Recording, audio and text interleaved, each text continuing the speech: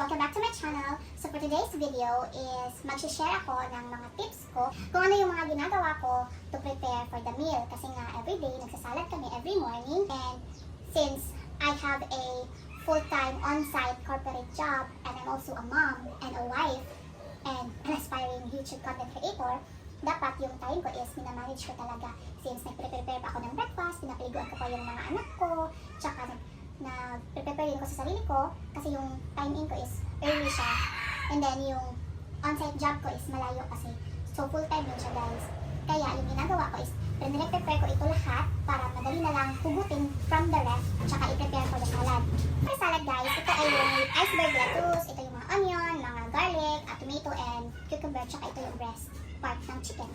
Since yung salad natin, guys, is nilalagyan natin ng breast part na chicken, ang ginagawa natin is para mas mapadali yung proseso ng ating salad. Itong chicken breast is pinapakuluan ko, niluluto ko, tsaka sinishred ko siya, tapos nilalagay ko siya sa ref. So, una natin gagawin, guys, is lutuin itong chicken breast para mamaya, pagkatapos natin gayatin ito lahat ng mga gulay na ito, luto na yung chicken breast at ready na siya para ma-shred. Water. And salt, pepper, and garlic powder. Next thing na gagawin is pakukuluan natin to hanggang sa maluto. Okay, while sinasalang po natin yung chicken breast para maluto, so gagayatin natin itong mga onion, garlic, cucumber, tsaka tomato at ito ating lettuce para mas madali na lang gumawa ng salad. So lagyan natin ng cold water itong ating iceberg lettuce. So, ito siya na technique, guys. Lalagyan siya ng cold water para maging crispier siya. So while nilulublog natin siya sa cold water, ang first natin gagayatin is itong ating onion.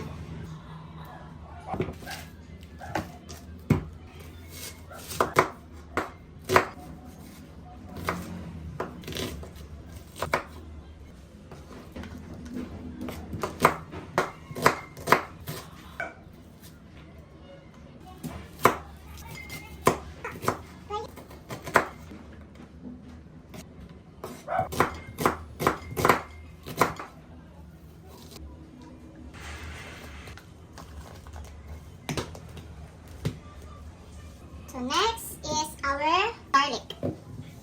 Ang gagawin natin dito sa ating garlic is babalatan natin at gagayatin ng pinong-pino para pagluto nyo yung garlic, madali na lang. Kasi may garlic na kayo na nagayat. Kunin nyo na lang ito sa ref at ilalagay sa pan. So, di ba, nakasave kayo ng time. Sa pagluluto talaga, guys, ang pinakaayaw ko talaga ay yung paggagayat. Kasi very time consuming talaga ito. After 48 hours, char. Kung manatagayat sa ito garlic, guys. So, mas better na amoy food processor or grinder para make sure nyo na paano siya, kanang pino na dyan kayo ng garlic, guys. And, so, ano siya kapino. So, nice.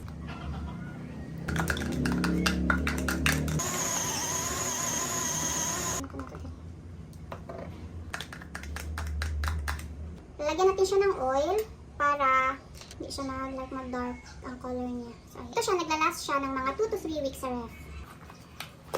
So, this is our garlic and these are our onion. Ilagay na natin sa ref. Naluto na po ang ato ang ipakuluan nga chicken breast para ato ang i-shred, ibutang sa ref para pag magluto tag salad, dali na lang po siya isagol. Since init pa man siya, ato sa siyang pabugnawon, then unya i-shred na to siya pag bugnaw na.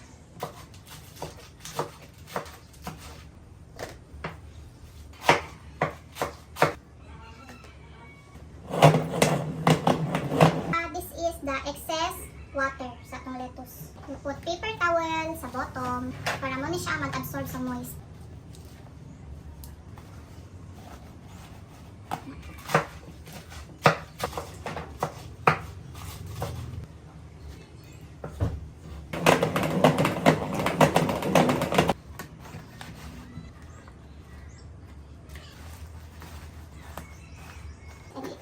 It will make up to 3 to 4 servings.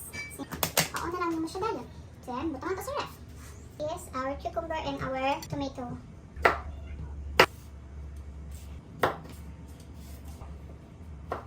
Para hindi magtubig yung pipino is kukunan natin siya nitong seed niya sa gitna.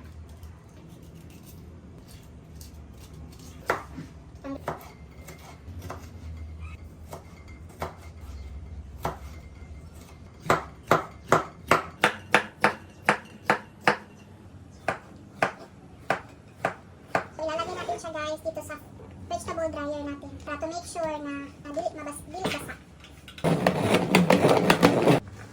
Sure na mag-absorb siya water.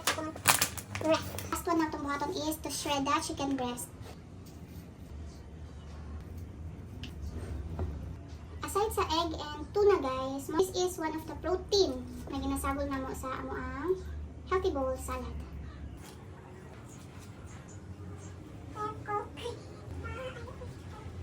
Thank you for watching. Please like and subscribe to my YouTube channel.